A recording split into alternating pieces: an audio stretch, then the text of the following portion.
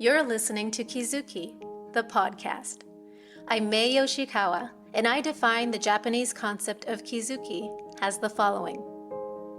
Kizuki 1. A moment of epiphany, an aha of realization or insight which opens the knower to a new dimension of truth that was formerly unknown.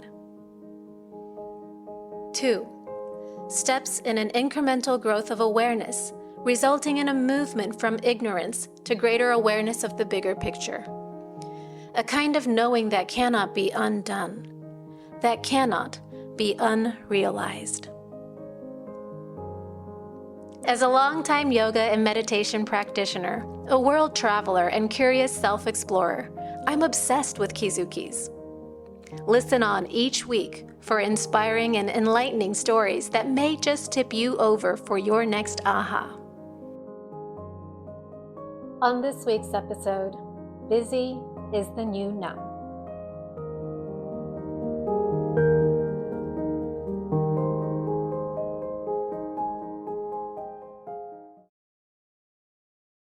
How do you cope when shit hits the fan?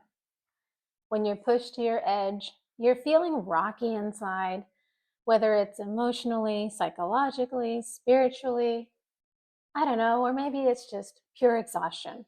Or maybe like me, you're just in transition and you can't even put your finger on it. How do you cope? Because the reality of modern life, it's a lot to take.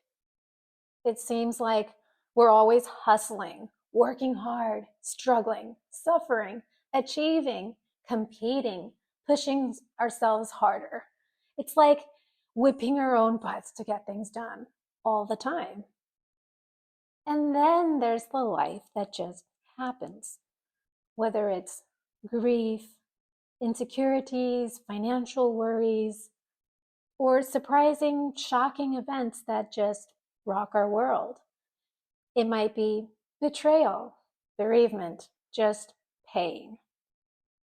And even the joys, like raising our children or taking care of our family, being in a relationship, even these beautiful, awesome things can come with heightened pressure to make the right choices, to be enough, to do it right. And, it can just be really exhausting. So I want to ask you again, how is it that you cope? And I'm going to begin this by naming some of the common ones. Let's just be honest and maybe even have a little fun with it. Okay. Many people in my country drink. It's a form of escape. It's probably, if anything, considered a relatively healthy form of escape because it's not as bad as some of the other ones. And in some senses, that's true because, for example, in Japan, drugs are just not as much of a big problem the way it is in other parts of the world. But alcoholism here, it's everywhere. It's not only a lot less diagnosed and treated seriously, it's just considered the norm. It's like drinking is just being part of a hardworking Japanese adult or something. It's like, okay, shit happens, you binge drink, get over it, go back to work, right? And then that's also a lot of emotional suppression. That's hugely cultural here, but that probably is true for many other parts of the world too. So there's another coping mechanism that's right under our nose though. And this one doesn't get spoken about nearly enough. That's workaholism. I want to talk about that a little bit today. Well, because I think it's mine. Weirdly, or maybe not, I don't know, I wonder what you would think. Busyness has been a form of escape for me. As long as you're busy, and especially if you're busy with work, you have the perfect excuse to not have to look at your shit, especially the emotional stuff that you're going through on the inside. And although I've really changed my relationship with my schedule, especially in the last 7 years after losing my husband, I noticed recently that when I'm going through this internal rumble, my default inclination is to turn to productivity. I'll pick up my laptop and start busting my sweet ass, just working away. And then, if I've had somewhat of a productive day, at least I can say to myself, well, I got that done. Let's just be honest about that, because that is a coping mechanism. And it's also a form of escape. It goes way back for me. One of the earliest times I can remember is when I was a teenager and my parents were getting divorced. There were fights. I was very hurt, shattered, and betrayed. I poured myself into getting straight A's, the highest SAT score, and I took every advanced placement course I could. It was about performance and achievement. And as I look back on it now, it was totally my teenage version of workaholism, because that was even praised. If I dunked my head into straight A's, it was praised by society. Society says, "Good job. Look how successful you are." And in that sense, it's really tricky because it's almost like society is saying, "Good job. We don't really care what else is going on inside, what else is going on in your home. As long as you're performing, you're praised." Ooh, ouch. We really have to take a closer look at that, because that's not how we want to treat our children. And that's essentially not how we want to treat ourselves either. So for me, I have to admit, though, that after my parents' divorce, I went to live with my sister for a while, and then I went to live on my own. And I just never really had that parental figure or someone to notice everything I was going through on the inside. And so I think my default setting to productivity just has remained over time. And as I currently find myself in a majorly challenging transition period, an inward psycho-spiritual one, I know that it's hard. It's like sitting in the fire of the unknown and bearing it for however long it takes. I'm just asked to be in it, and I'm asked to trust. But I'm still working on that piece. And it's hard to sit in that fire and just bear it, especially when you don't know how it's going to turn out, when it's going to end, or whether you're going to survive it in the way that you hope to.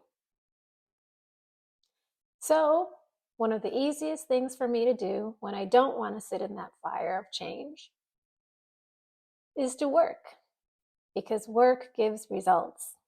Work makes you feel productive. Work gives you money, and you might even feel valuable. But oh my God, it hit me. This kind of coping, when you use productivity and work as an excuse to cope with the real shit that you're going through,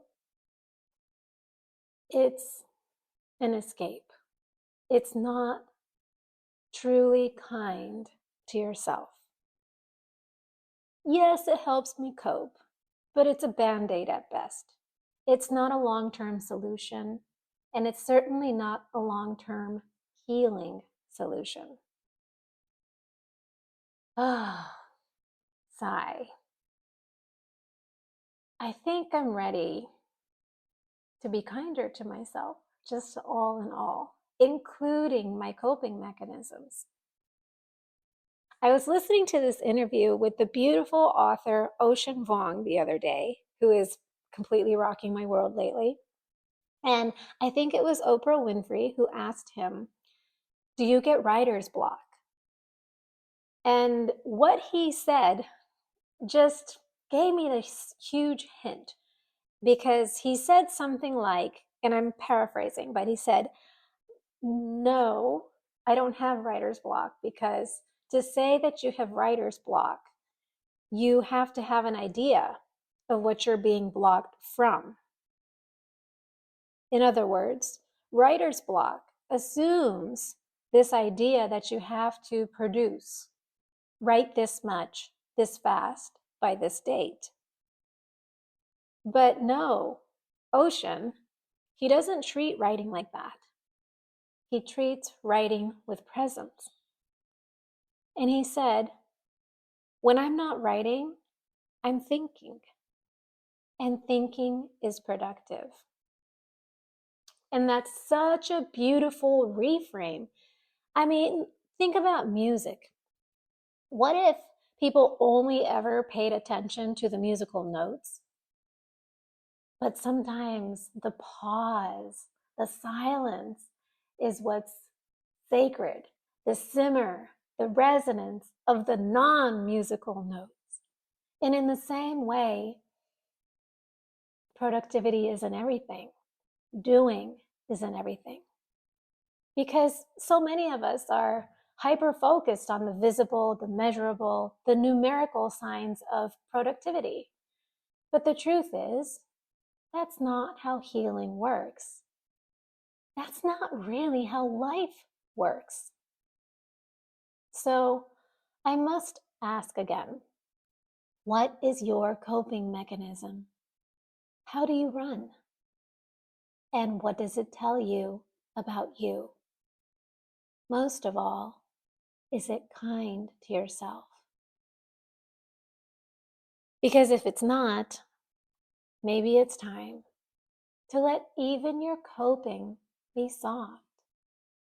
Maybe it's time to choose ways of holding yourself that don't perpetuate a sense of being hard on yourself. I know I'm ready for it, and I want to invite you to join me.